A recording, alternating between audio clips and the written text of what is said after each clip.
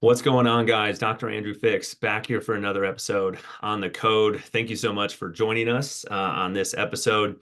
I'm excited. We've got Sohail and Ali from a company called Movemate based in Canada joining us today. And if you've been listening to the show, you may have heard an advertisement or two about Movemate. I've been using this active standing board that they have that they sent me a few weeks ago in the office. I've been having clients try it out and I'm really loving it. So I'm excited to have them hop on here and share with you guys a little bit more details about like what this thing is and how we got connected. But just to give you a little bit of an insight, how this came to be. So a lot of us work on the computer, right? So Hale, who's joining us, he had that prototypical like computer-based job, and after spending, hours and hours a day sitting at his desk, he just started to have pain. And this is a story we hear so much in the office, and we'll let him go into a little bit more detail on that. And then Ali sounds like me, where he's just somebody that wants to fidget and wants to move, and he just can't sit still. So having something to sort of keep him engaged, keep him active, and keep him sort of moving to kind of keep his engagement, keep his mind going so that he can focus on the things he needs to do. So they're very passionate about this. So you guys, thank you so much for joining me. I appreciate your time here this afternoon. Yeah, thanks for having us. We're excited to be Yeah. here. Yeah, absolutely. Well, what I would love you guys to do is, so Hale, why don't we start with you? Yeah. If you could just give us a little bit more of a background and a more thorough introduction of yourself, and then after you're done, we'll kick that over to Ali to do the same. Yeah, for sure. So yeah, my name is Sohail Shariff. Ali and I grew up together in Kenya. That's where we were from originally. Um, we've been together since second grade, running around in the playgrounds, playing sports together.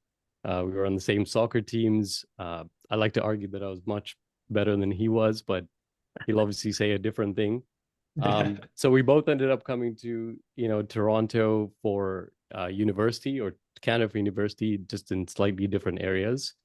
We ended up pursuing different things. So my personal background is, I studied business. I was very much involved in the world of marketing and sales, even when I graduated, working at some startup companies.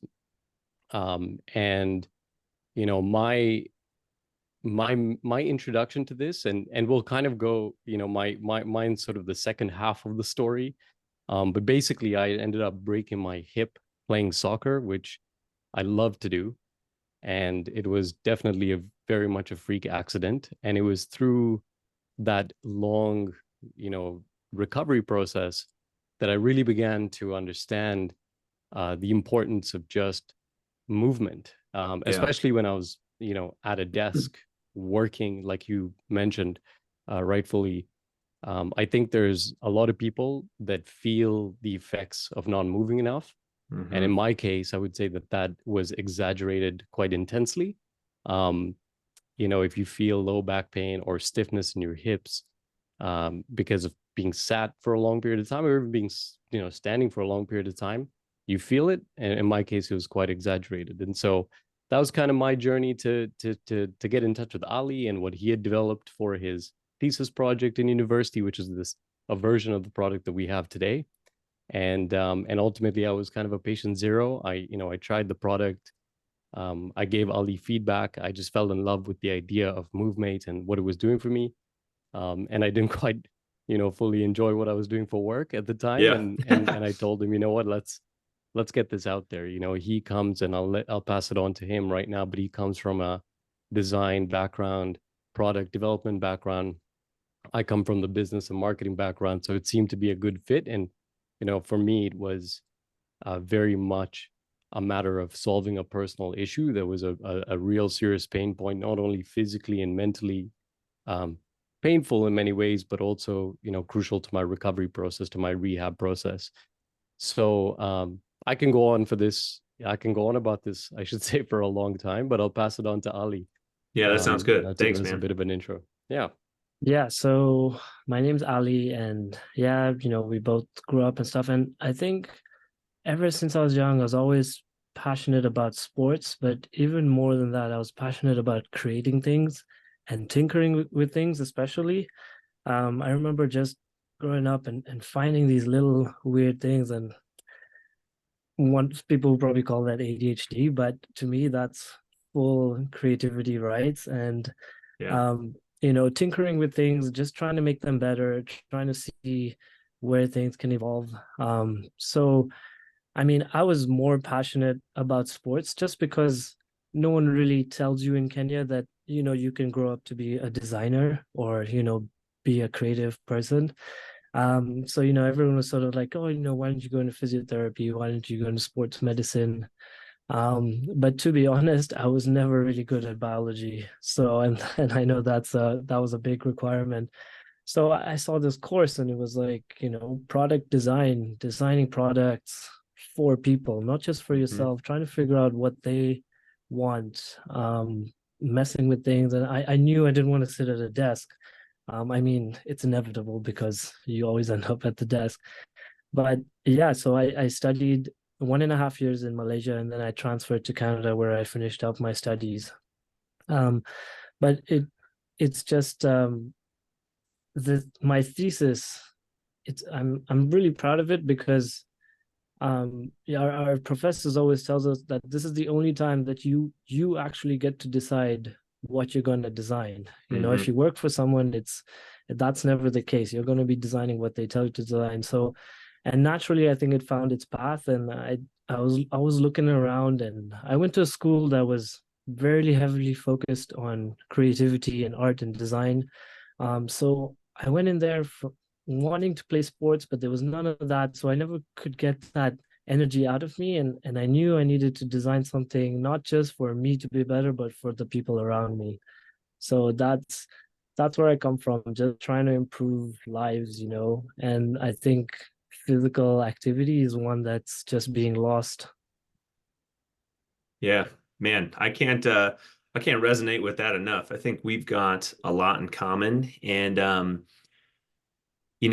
really passionate, as you guys know, as a physio, as a physical therapist, about trying to help be a resource and be a guide to help people improve their lives. Like you just said, I mean, pretty much Mhm. everybody I know that either wants to go into physical therapy school or has gone to physical therapy school, at least in some respects, they do that because they want to help people, right? And you can help people a lot of different ways, is what I usually tell people is, we're not the ones ultimately at the end of the day who are getting that person better. We're a resource for them. We help them along the way, but we don't do the work, right? So I think, like you were Mhm. saying, I was very passionate and involved in sports and things, but I was also very creative. I mean, I think with a tool like this that we're going to get into talking about this board is, man, I think you're helping people. And I think you are highly involved in the whatever space you want to call it, whether it's the medicine space or the health and wellness space. I mean, this fits right in that category because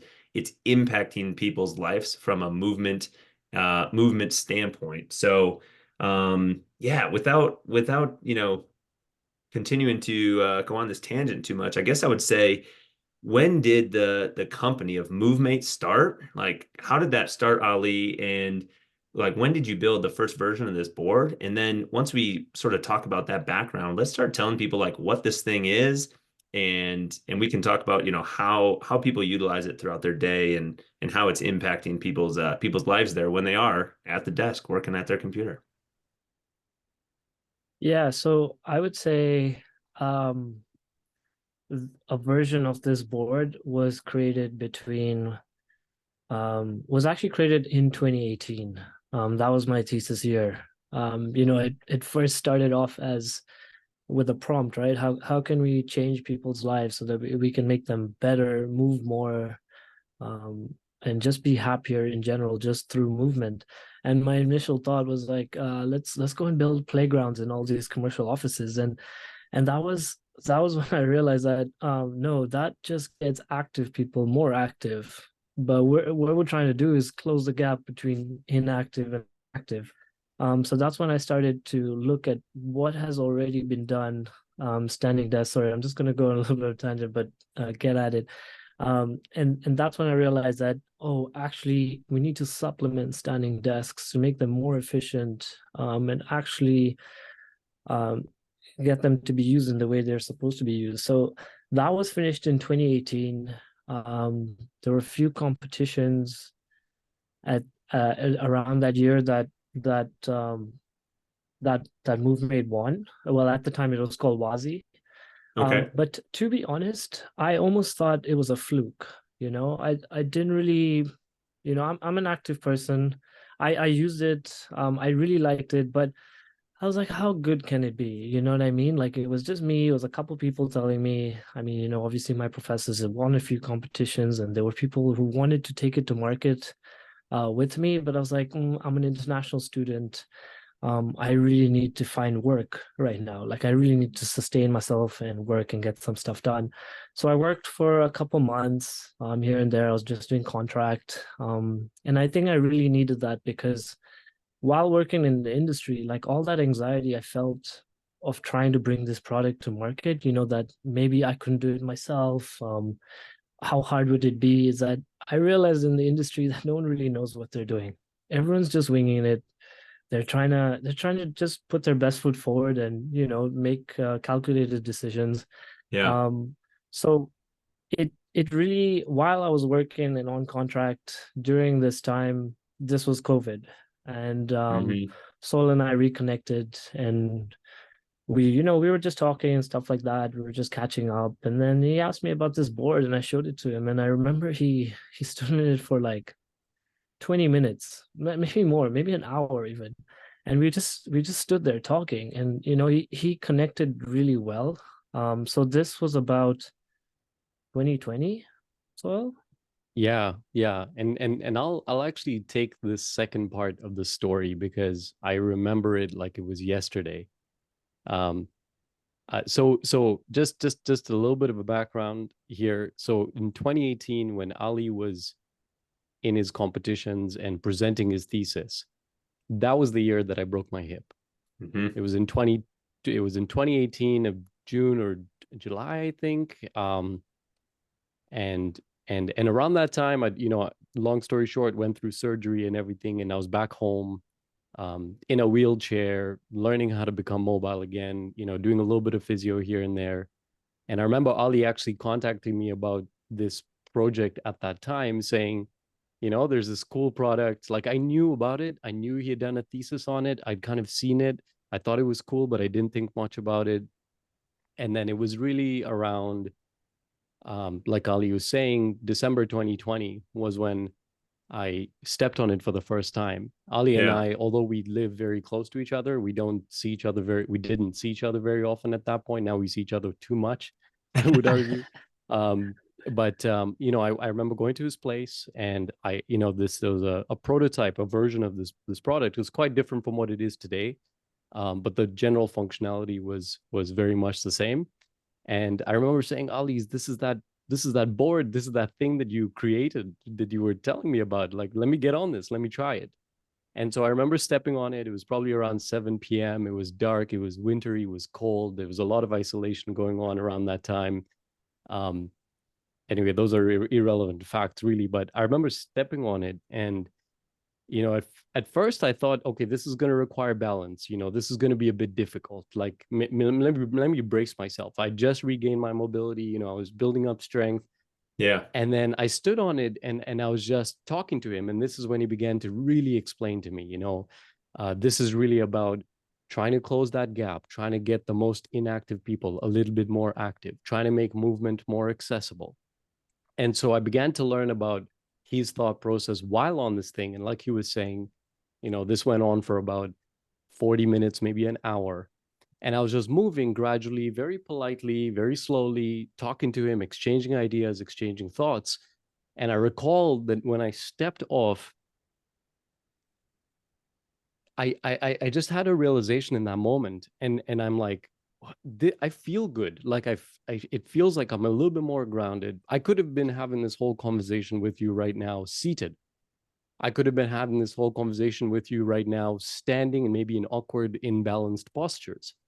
And these issues were top of mind because I'd got a standing desk. I was trying to move more. I had a desk job. It was killing me with my rehab. My physiotherapist kept saying, you need to move more, you need to move more, you need to stretch, you need to get up.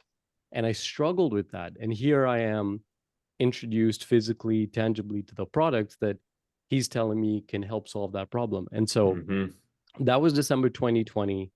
And I said, okay, this is cool. I kind of looked at it as like, I need this. So let me try it out. Let me use it. Let me put it to the test. Let me give you some feedback. Let me share some thoughts and ideas. So January rolls around, February, March, April. I think it was maybe 3 or 4 months that I had this prototype, and I was using it regularly at my standing desk, a lot of the times during meetings, even like doing, typing, writing, reading, just thinking. I was just having fun with it, and I just felt so much better. And this is the job that I was saying that I wasn't like super excited about.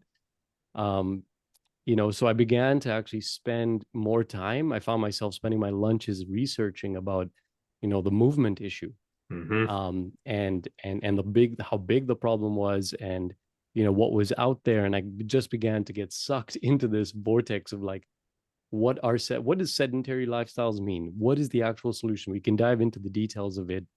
And then I remember going back to Ali and I said, let's do this, man. Let's take this out. And that's kind of how it started. Now, from that point, just to answer your question after a long rant, um, I guess it was around July of 2021 that I quit my job.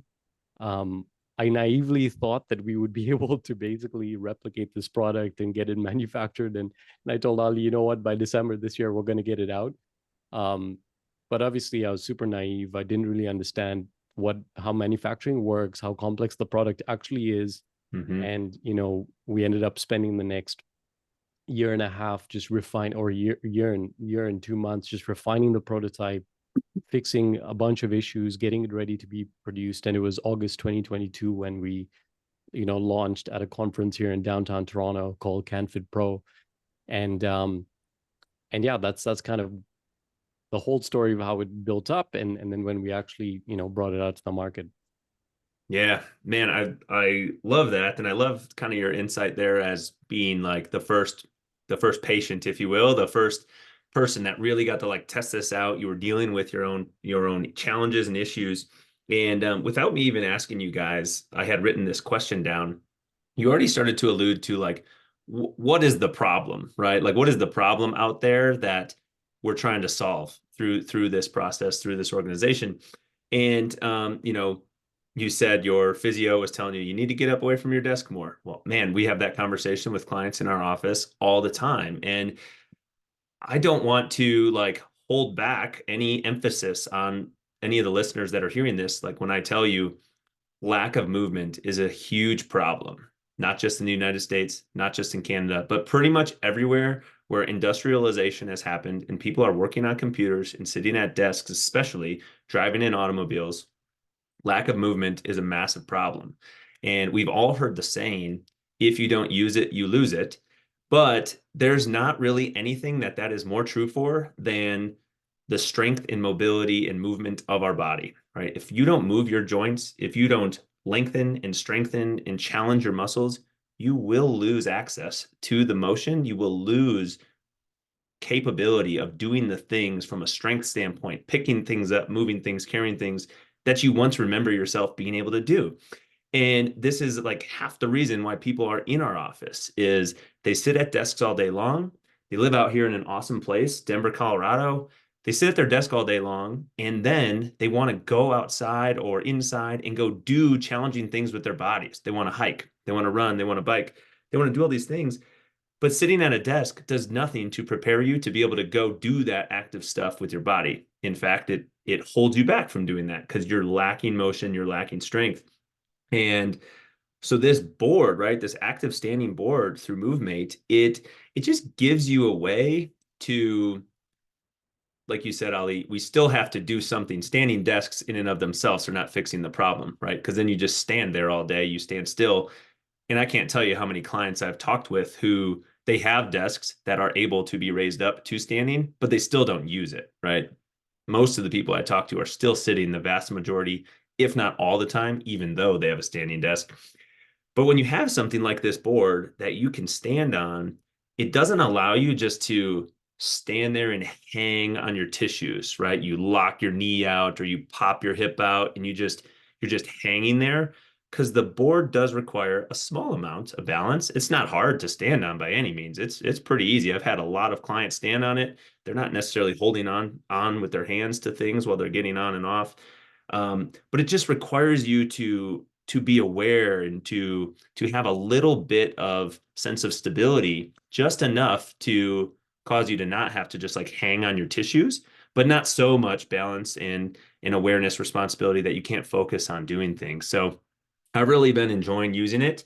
I've basically been keeping the board right by my desk, like kind of right behind me, so I can just turn around and grab it, and then I'll stand on it, particularly when I'm doing like meetings like this. I was just mentioning to the guys before we hit record on this call that I was hoping to stand on the board while we were recording this podcast, but I wound up being in a different place, and I'm at home recording this with the standing desk. But I've been keeping the board in the office so that that's where I spend most of my time. I can use it while I'm working, while I'm documenting notes, while I'm doing things on the computer, and of course, show and talk to clients about it, because it is something that I've really been enjoying using. So no, I just appreciate you guys sort of pointing out that problem. And then I commend you for like trying to come up with some sort of solution to close that gap between inactivity and people that are being active. Because, I believe someone who is active and wants to be active, they're going to find a way to do that. But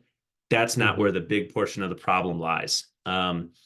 The recommendations for physical activity, at least here in the United States, in this country, from the ACSM, is 150 minutes a week of high to moderate level activity.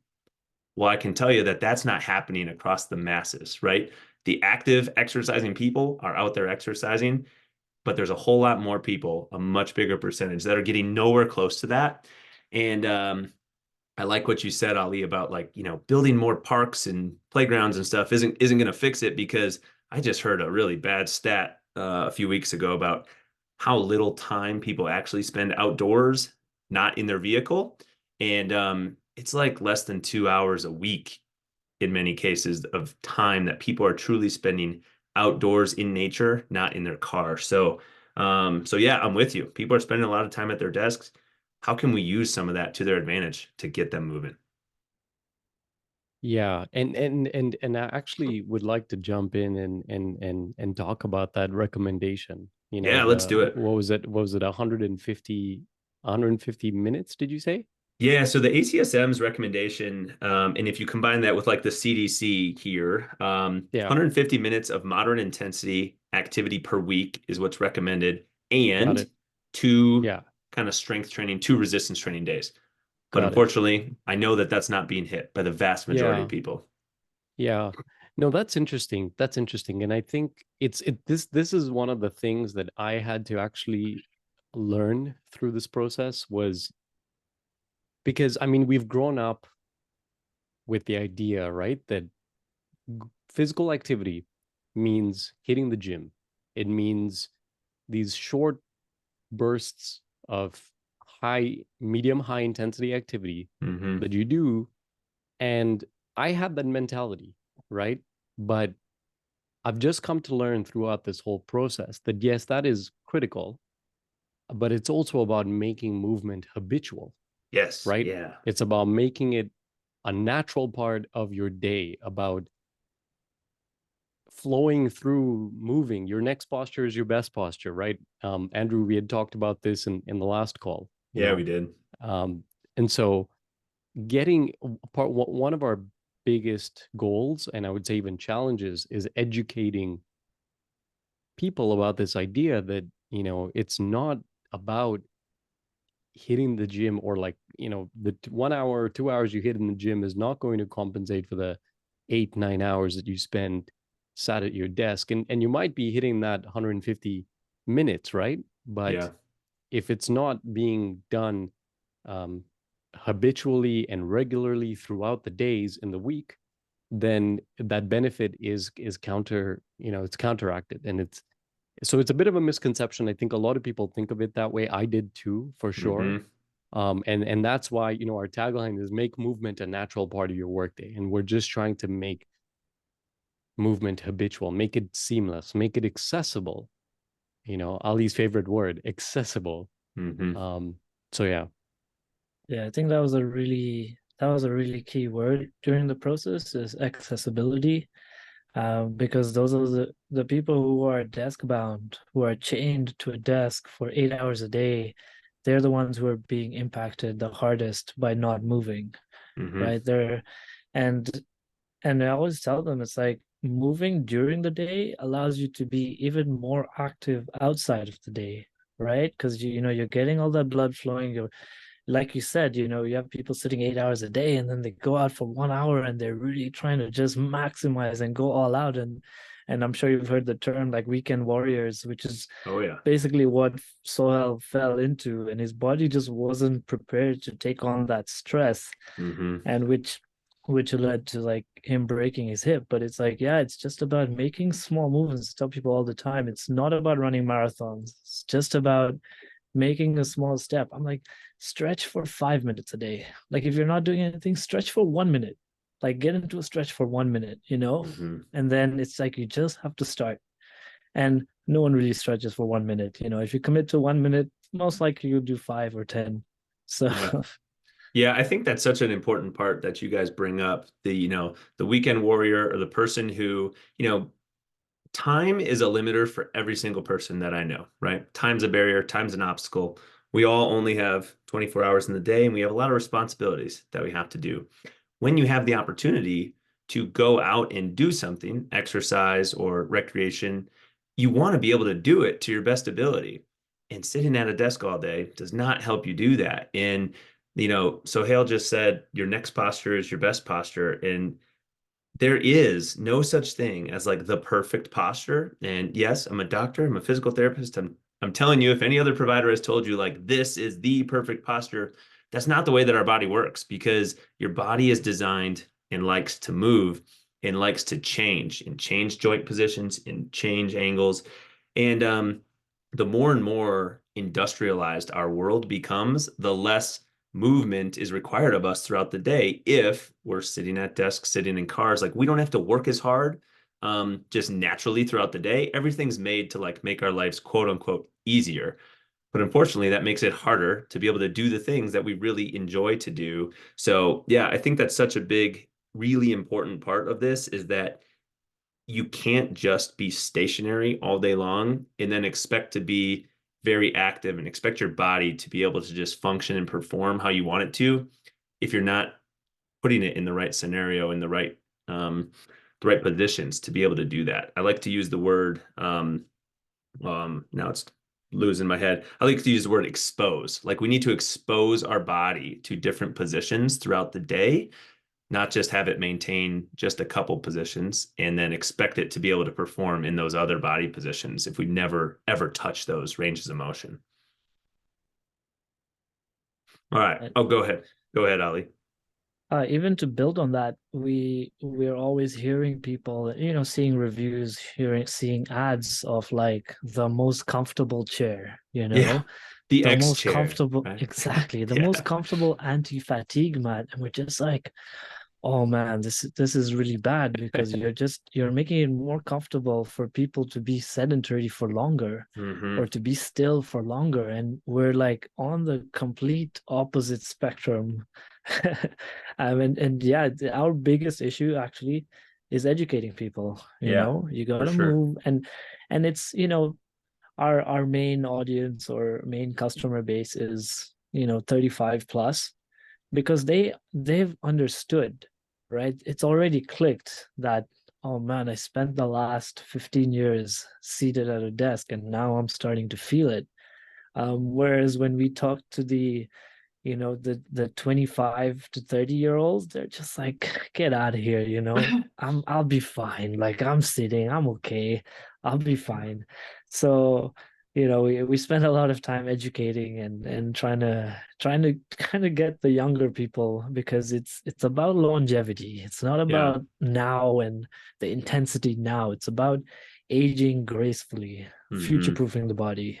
Yeah, I love that term, future proofing. And you know, as I mentioned, I was hoping and planning to be on the board while recording this, but I know Sohail is. And of course, we're going to have, things in the show notes. Of course, you guys listening to this could go click on the website and get an idea and a demonstration of what this board is. But for those of you that might be listening to this podcast and might be driving or something where you can't go do that right now, or at least I would recommend you don't go search for it right now if you're driving. I would love one of you guys to just kind of explain what this thing looks like, what this thing feels like, sort of how does it work. And I would love you to do that rather than me. So when we're talking about this Movemate active standing board, like what exactly are we talking about? Ali, do you want me to take this one? You can definitely take this. It's a tough one because It's a tough one. It's a we tough one. Let always me. have this and we have to like pull up a visual because it's so different from anything Yeah, that exists totally. out there. But go for Yeah. it.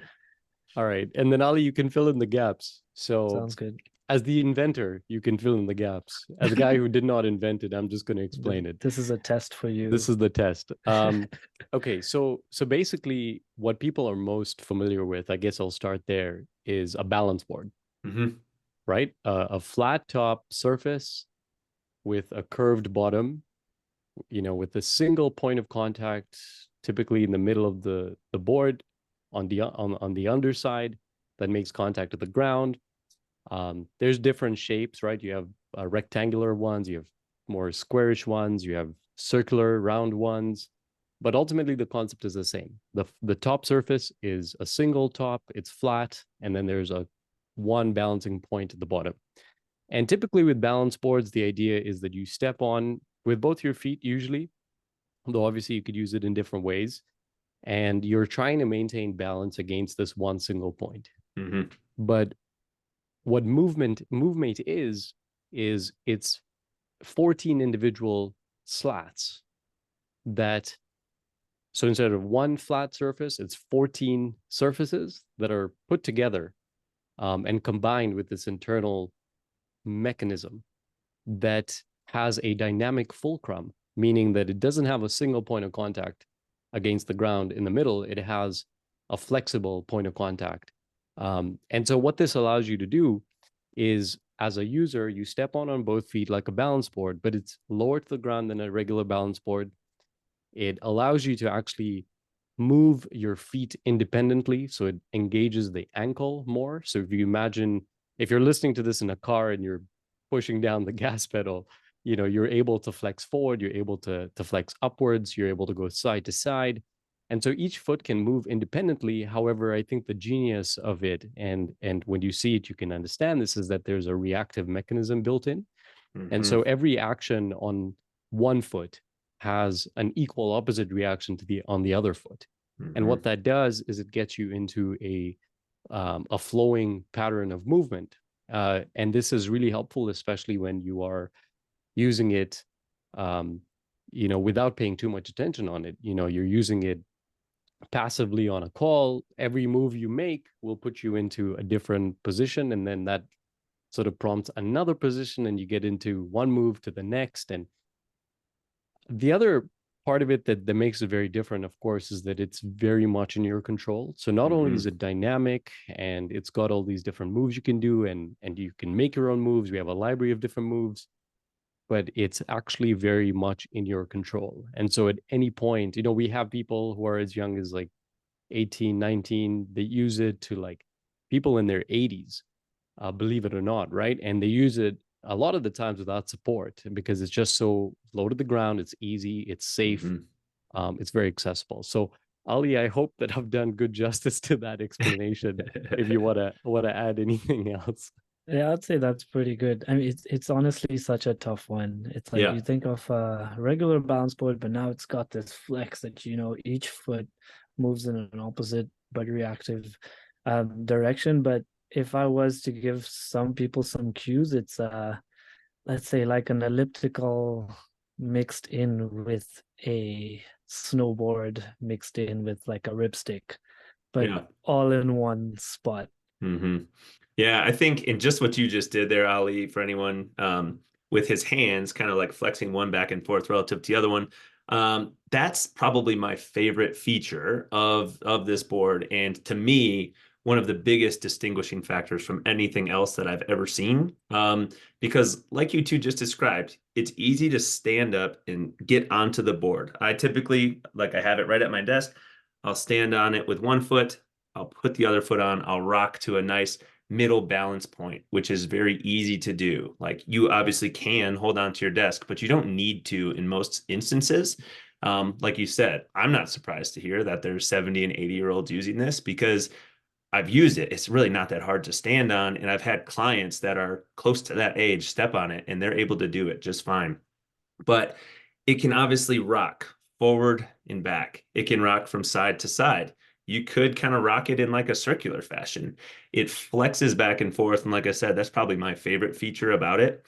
And then when you have those 14 different slats that are kind of held together dynamically, it allows your foot to be able to feel and move in many different ways. It's not just like you're rocking back and forth on one solid platform. It's moving at a different pace, like depending on how fast and how firmly you're moving your feet, that's the pace at which these pieces are going to flex and twist. And then one of the things Sohail and I talked about last time is, these wooden pieces that are put together are very smooth and sanded, and they are very comfortable to stand on. You could use this with shoes, you could use it with socks, you could use it with bare feet, and it's still going to be comfortable for your foot because of how it is contoured and designed, and how close those slats are together. It's not like there's gaps really, where you're going to like feel pressure points on your foot. So I've used it in all of those instances. Typically during the day, I have shoes on, but if I'm on like a long meeting or something, I'll kick my shoes off and I'll stand on that thing without them. And then sometimes if I'm getting bored, I'll decide to just like do a little 360 and I'll spin around. And the board is like smooth enough on the bottom that like you can spin, you can move, you can kind of shift side to side and kind of like walk. And like Sohail said, they have like a library of different movements and demonstrations of how to use this on their website that we'll make sure to put in the show notes. But yeah, I just love it. And I've used a couple different things and I've stood on a lot of things. I never really got into, snowboarding and stuff, but I used to think I was a skateboarder when I was younger and fell a lot of times. But yeah, this thing it's unique, it's fun, it's easy to use, and really checks that box for me on like, I'm someone who would just tap my foot all the time, or I just need to be doing something with my hands, and it just keeps you active, keeps your mind going, and it's been fun to use.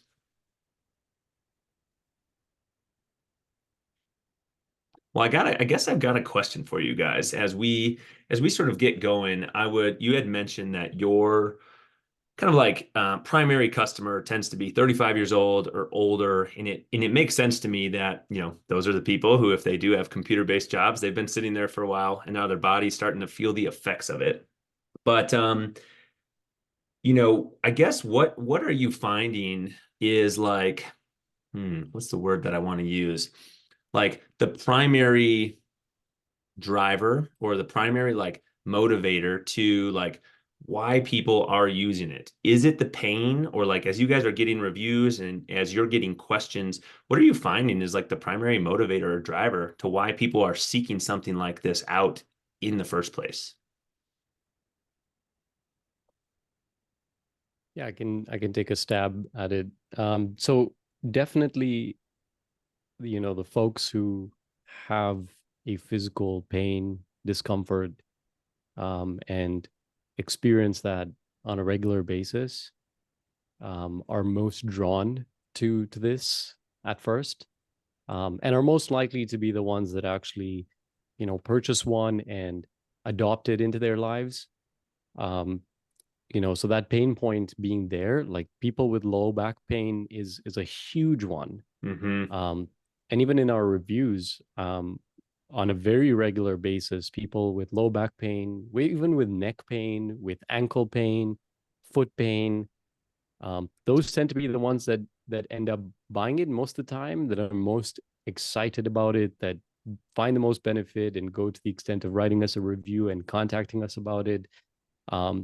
And I think the beauty there is that, they become aware that movement is the solution, and changing up your postures does make a huge impact, because Mm-hmm. typically, and I'll speak from my experience, as well is I did notice that when I was recovering from my hip injury, that even breaking apart, every 60 minutes and moving for 5 minutes, even though it was very much a tedious, conscious type of activity that I had to get away from my desk and do something, I found that it would help me. And also when I would go to my physiotherapist to go in for my routine checkups and exercises, they would drill that concept of you need to move more, you need to stretch, your next posture is best posture, like we've talked about. So that's majority.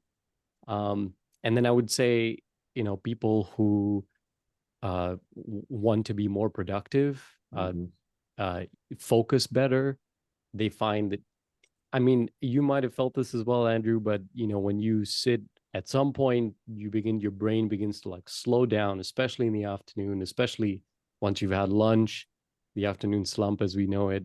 And so, folks who want to feel more energized, feel more focused, be more productive, not necessarily the extremes of biohacking and that lot, but just in general, people that are fidgety, folks with like ADD, for example, people who want to just be more proactive, be more focused.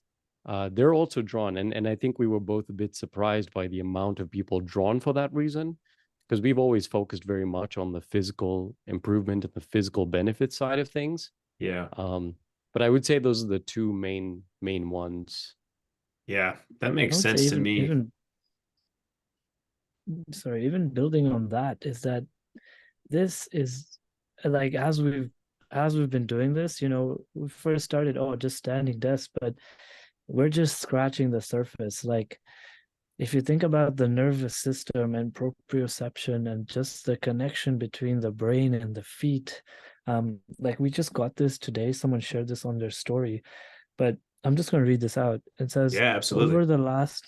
over the past 7 years of retraining my nervous system, not once but twice, I've attempted to go the route of physical therapy and other more formal methods. I was mainly met with stares of terror, as most of the therapists didn't know how to approach rehabbing from a baseline of paralysis, and with the inclusion of spasms when my body got fatigued.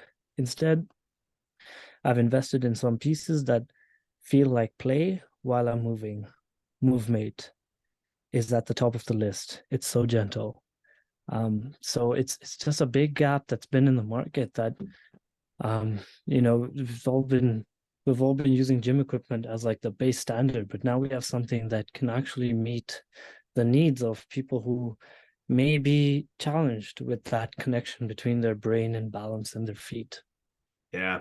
Yeah. And that's so important. I mean, I think, and this is not the norm, unfortunately, what I'm about to say. Like in our office where I have the board and in the gym that I'm fortunate enough to be inside of each day, that what you just mentioned, Ali, is like one of the biggest focus points is getting people integrated from their foot and the ground up through the rest of your body and like connecting the nervous system and connecting that proprioceptive input, the sensory integration.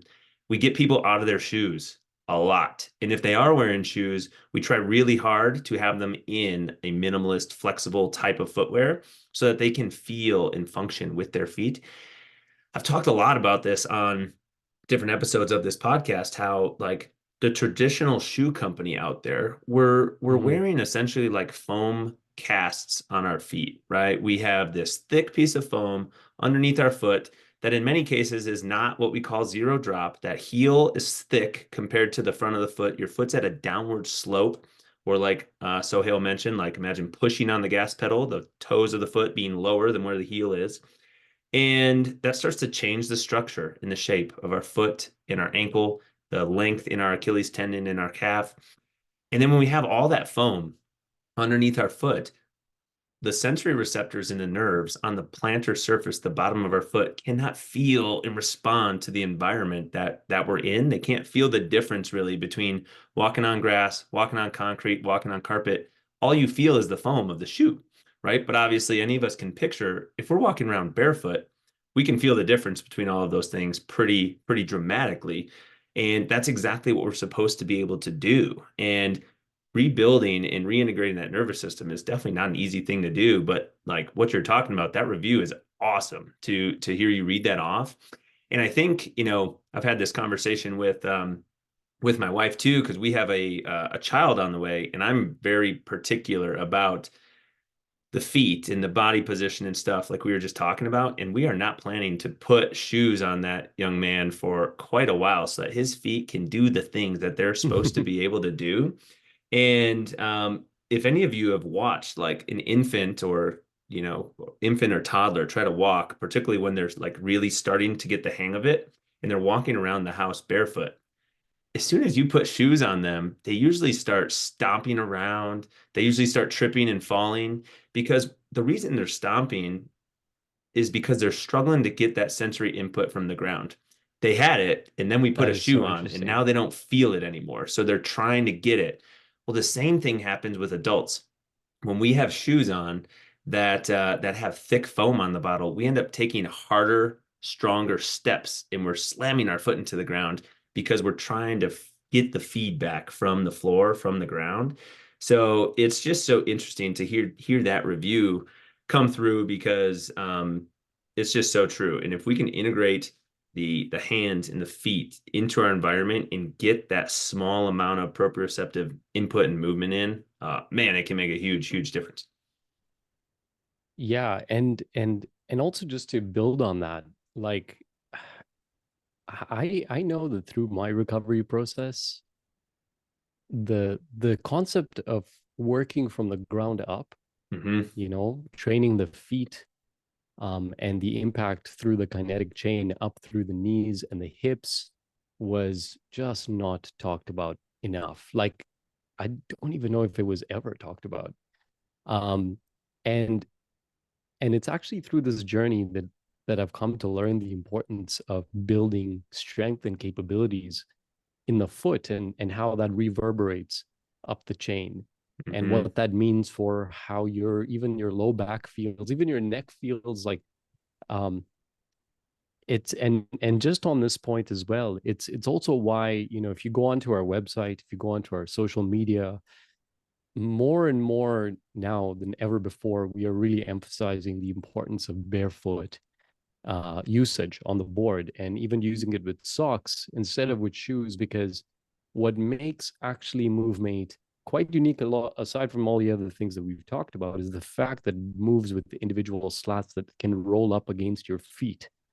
And so it then begins to open up this new dynamic of sensory input, like Ali was talking about. Mm-hmm. um, and it's along the lines of the world of the barefoot movement, right? The idea of exposing your feet to your natural surroundings. I mean, Ali and I, both from Kenya, we could tell you that a lot of people in Kenya walk around barefoot, and it's a very normal thing. I mean, you don't see it as much in the cities. You'll see it more in the outskirts, but even in homes, like in and around the community, you'll see many more people walking around barefoot, and they're strong.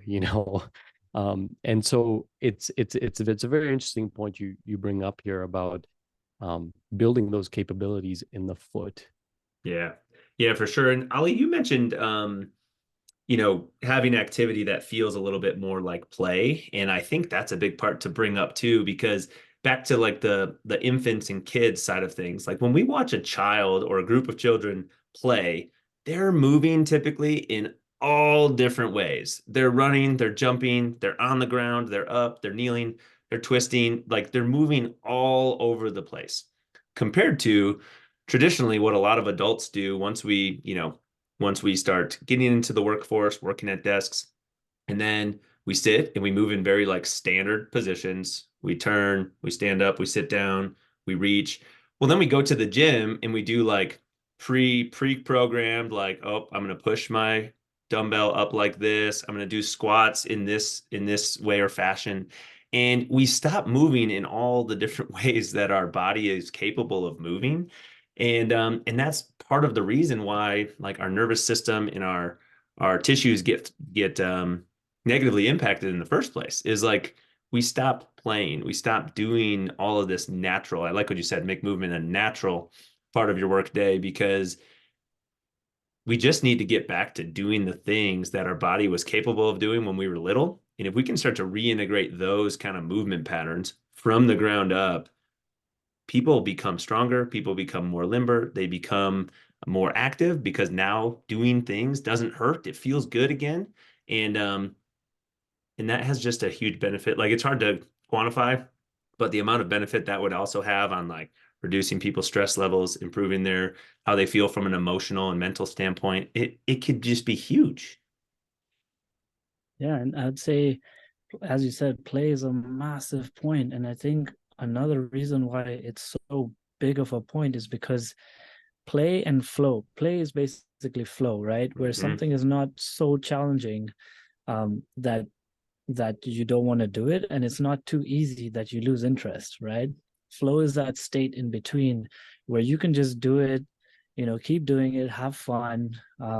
So that's why it's so interesting to the workday. Like a big chunk of the reviews, like instantly, is like, I can stand for longer. Like it's way more comfortable to be on the board than to be off the board.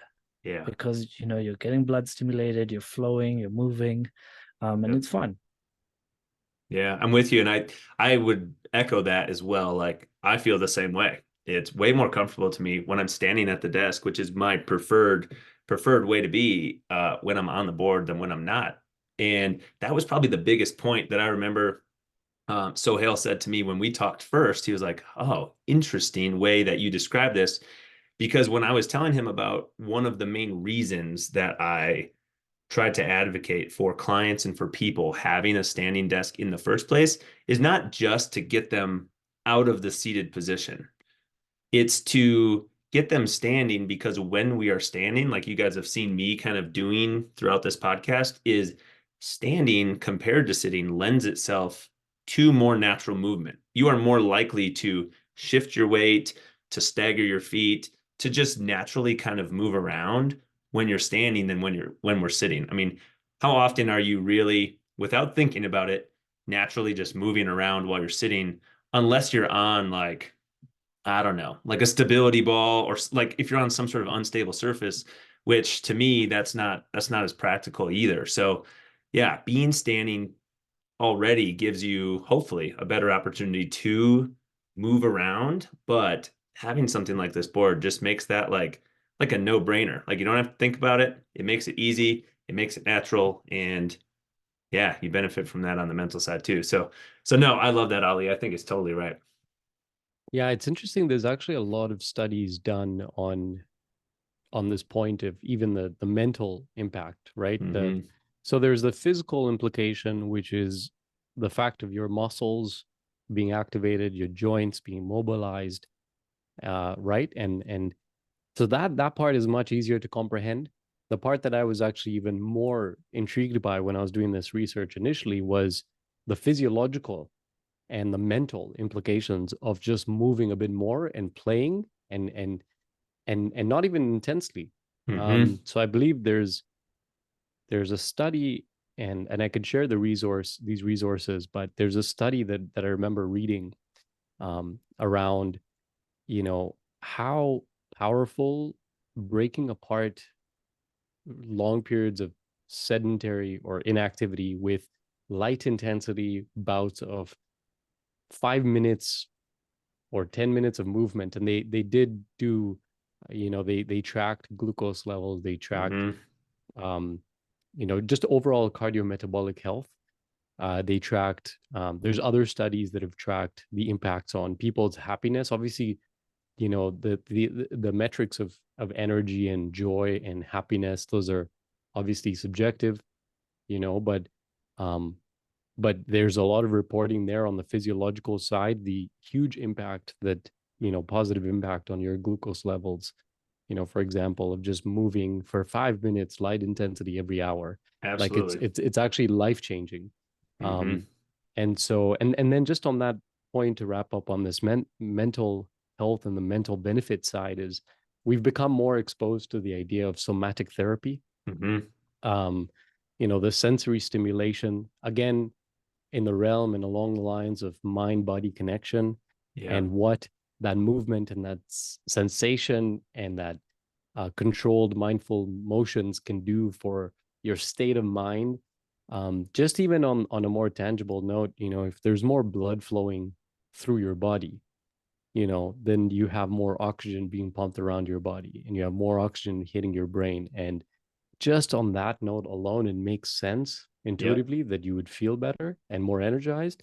But yeah, it's interesting. There's just a ton of research out there about both, the physical, physiological, and mental benefits of just moving regularly. Yeah, totally. And if that doesn't make sense to anybody, which I think it will to the people that are listening to this episode, there's also studies out there that show the cardio metabolic benefits of even somebody just if they are sitting down, just like tapping their foot throughout the day. Those people have lower blood glucose levels than people that do not get even that tiny small amount of movement. And a lot of that has to do with the blood flow, right? You're using the calf, you're using the muscles in the calf to facilitate a more robust blood flow effect, though small, throughout the body. And I know I'm not alone when I say this. There's probably not times when I'm having like my most creative, most thought-provoking times than when I am doing some just like light physical activity, like going for a Absolutely. walk or whatever. And from a blood flow standpoint and a calorie standpoint, it's gotta not be that different to like stand on this board and gently, lightly move compared to just going for a nice casual little walk. And that's usually the time where people say, "Oh, something came to me. I had this great idea." It's when I'm doing like this light physical activity. And I know so many people have that same experience. Absolutely. Cool. Well, why don't we do this, guys, as we start the process of winding this down. Of course, we're going to put stuff in the show notes for everybody that listened. But I have a feeling if you're like me, as soon as I, talked to Sohail, I said, "Wow, how can I get my hands and feet on one of these boards?" So if somebody is listening to this and they're starting to get excited about checking it out for themselves, what's the best way for somebody to go find you guys? Whether it's on social media or the website, what's the best way for people to get in touch with you guys? Yeah, so definitely our website, letsmovemate.com, letsmovemate.com. And then our Instagram is the same handle at Let's Movemate. So, there's a lot of resources on both of those platforms. Unfortunately, we couldn't get movemate.com. So if anyone's hearing this and owns that domain, please contact us. Uh, but um, but yeah, that would be the best place. And we're pretty accessible. Like we're a small business. It's Ali and I. We're doing everything. So if you ever wanted to contact us, there's a contact form. We're pretty quick with responding. And Andrew, thank you just so much for having us on this call. I should probably say thank you. Um, it's I what I will say is that this is our first ever public exposure with Ali and I, both of us actually telling our story. So that's Amazing. a fact. We've never publicly shared our story in a format near this. It's always been in private interactions, and it's been a pleasure to be able to do it here with you. Awesome. Yeah, thank you so much. Not a lot of people know the Movemate story, but I think we're just happy to have people exposed to us because I think at the end of the day, it is a tool to help people feel and live better. So thank you so much for giving us that Yeah, opportunity. absolutely. Well, I appreciate you guys being on here. And I think everybody listening to this show already knows this. Of course, our clients at PhysioRoom already know this. Like myself and none of the providers on our team, like I would not be out there recommending something like you guys, like you listening to this, heard me do on this show that I don't actually believe in myself, right? I'm not out there like that is why, right? Coca-Cola or any other like something that we know is probably not very healthy for us. Like that's not anything that you hear advertised on this show. We're not going to recommend something that we don't believe in, that we've actually not used and tested out ourselves. So when I met these guys, the first thing that I did was say, "Wow, I really like it. I've never tried it. I need to try it for myself because then I can really speak to it. We need to figure out how to get more people's eyes and ears on this thing." So, no, I love it. I think the product's great. I think you guys are you had mentioned just scratching the surface in terms of like the impact that we can have on people. And like, maybe this isn't the only product that you guys end up making, if with Ali being such a creative inventor. But I think we're just scratching the surface on getting this out to people as well, because I feel pretty confident that the more people find out about this, the more and more sales I know you guys are going to get. And any of you that are listening to this, if you are in the business of, or in the practice of, trying to support small businesses, these two guys are the ones that are producing and manufacturing and shipping the boxes with the standing board in it. So if you want to support a small business, here's another opportunity for you to direct where your dollars are going. And I can't think of a better idea to get for yourself or someone else who you know is spending time working at a computer all the time, just as a piece that could enrich their day and enrich their life. So again, I really appreciate you guys joining me for this episode. All of you guys that tuned in to listen to this episode of The Code, I appreciate you joining us. And if you've not done so already, you may know that we have a goal of trying to get this podcast up to 200 5-star reviews so that we can get the podcast out to more people as well. So please go hop on the bottom of whatever platform you listened and go drop that on there. But other than that, we'll catch you guys on another episode of The Code. Thanks, guys.